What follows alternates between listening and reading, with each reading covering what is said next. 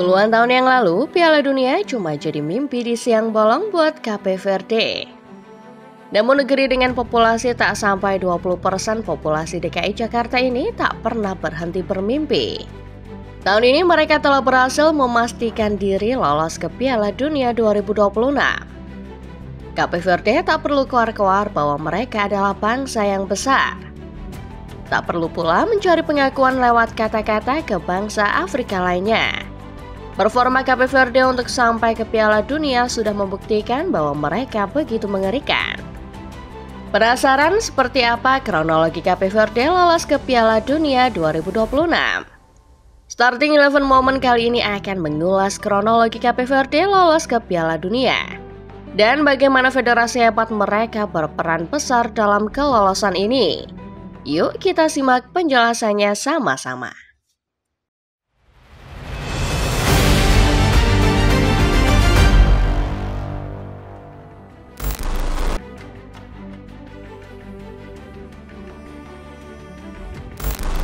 Ratusan tahun yang lalu, Cape Verde hanyalah sebuah daratan tak berpenghuni.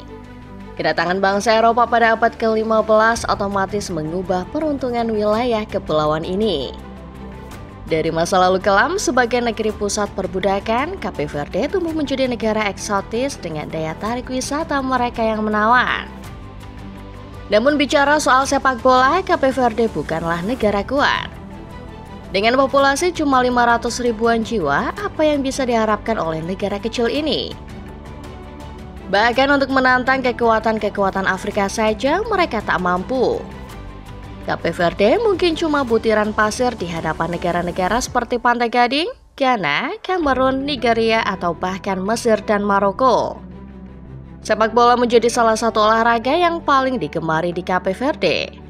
Kasta pertama kompetisi domestik mereka punya 12 klub di dalamnya. Akan tetapi selama bertahun-tahun lamanya, Cape Verde cuma menjadi bulan-bulanan negara Afrika. Di era 2000-an, Cape Verde tak pernah bisa merangsek menuju urutan 100 besar FIFA. Sebagai negara yang baru memainkan pertandingan internasional pertamanya pada 1978, Cape Verde tampak tak bisa banyak berharap. Jangankan main di Piala Dunia, bersaing di Piala Afrika saja mereka mungkin belum kepikiran. Saat itu Piala Dunia terasa seperti sebuah mimpi yang mustahil untuk diwujudkan.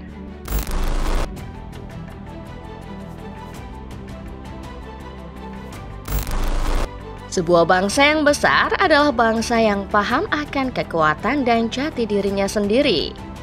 Dari sinilah Cape Verde bangkit menuju masa depan yang lebih cerah. Saat itu sepak bola mereka mungkin belum maju. Namun Cape Verde percaya mereka punya satu kekuatan yang tak dimiliki negara lain. Sebagai negara yang dulunya cuma jadi pusat persinggahan orang-orang Eropa, Cape Verde tahu keturunan mereka tersebar di banyak penjuru dunia. Sebagai informasi, di Eropa ada banyak pesepak bola terkenal yang punya darah Cape Verde. Bahkan Cristiano Ronaldo juga punya darah Cape Verde dari leluhurnya. Berangkat dari sana, Federasi Cape Verde mulai mencanangkan sebuah program jangka panjang. Dibantu veteran bernama João de Deus, Cape Verde mulai mendatangkan sejumlah pemain keturunan dalam upaya menembus Piala Dunia dan Piala Afrika tahun 2010. Butuh sekitar 3 tahun lamanya membentuk tim nasional yang tangguh. Cape Verde menggapai peringkat FIFA terbaik mereka pada 2013, yakni di peringkat ke-51. Cape Verde saat itu menebar sensasi setelah keberhasilan mereka lolos ke perempat final Piala Afrika. Secerca harapan muncul untuk rakyat Cape Verde kala itu. Program naturalisasi yang dicanangkan federasi berhasil mengangkat pamor Cape Verde. Keberhasilan di Piala Afrika 2013 menjadi cikal bakal perjuangan Cape Verde di kemudian hari. Sedikit catatan, Cape Verde kala itu bisa saja melakukan naturalisasi secara ugal-ugalan. Secara mereka punya banyak pemain keturunan yang berlaga di Eropa. Tapi Cape Verde tidak melakukan itu. Mereka melakukan naturalisasi seperlunya. Tujuan utamanya tetap peningkatan prestasi sepak bola nasional.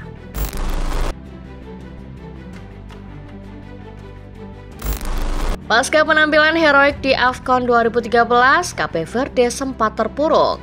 5 tahun lamanya, sejak kegagalan di Piala Afrika 2015, Cape Verde tak lagi menjadi kekuatan menakutkan di Afrika. Hiu biru yang sempat menunjukkan kebangkitan mendadak tak lagi bisa menantang negara-negara besar di benua hitam. Pada tahun 2020, Cape Verde memulai langkah baru. Penunjukan Babista sebagai pelatih baru Cape Verde menjadi titik balik selanjutnya. Kembali dengan proyek naturalisasinya, Babista yang paham betul dengan karakter negaranya mencoba kembali menghidupkan semangat. Sayang, upaya sang pelatih gagal karena Cape Verde tumbang di kualifikasi Piala Afrika 2021. Dari kegagalan tersebut, Federasi Cape Verde tidak menyerah. Kesabaran bukanlah milik semua orang, dan Federasi Cape Verde punya nilai itu. Alih-alih memecat Babista karena satu kegagalan, Federasi percaya pada sosok yang dahulu pernah bermain untuk timnas Cape Verde ini. Alhasil lahirlah kisah kebangkitan Cape Verde yang baru. Piala Afrika 2023 menjadi awal mula sejarah baru. Babista kali itu berhasil membawa Cape Verde lolos ke perempat final. Perjalanan sang hiu biru kandas ketika bertemu Afrika Selatan.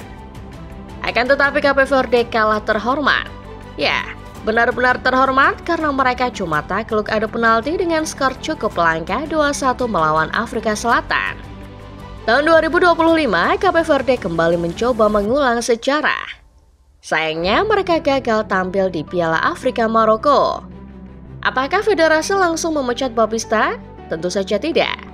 Piala Afrika mungkin terlewat, tapi Cape Verde tampaknya percaya ada sesuatu lebih besar menanti kalau mereka mau bersabar.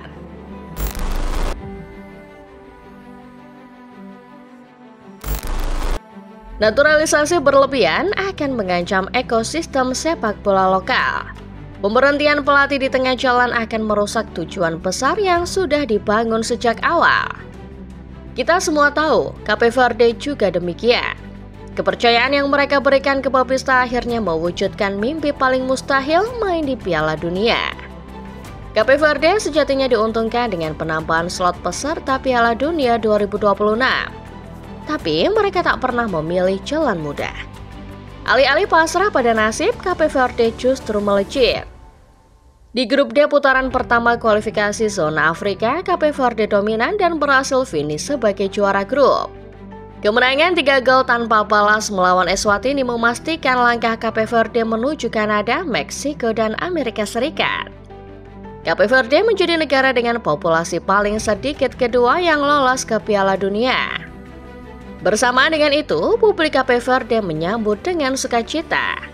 Mereka memasuki stadion sesaat setelah laga tuntas.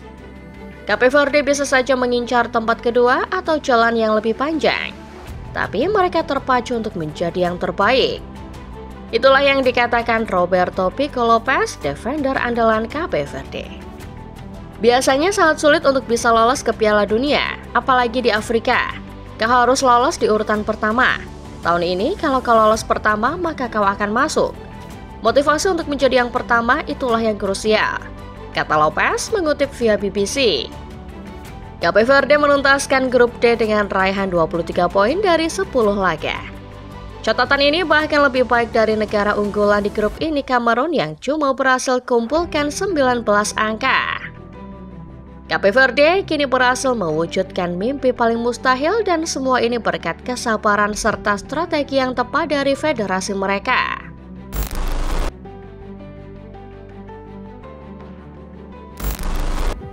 Berkaca dari hasil babak kualifikasi zona Afrika, Cape Verde tak bisa dianggap enteng.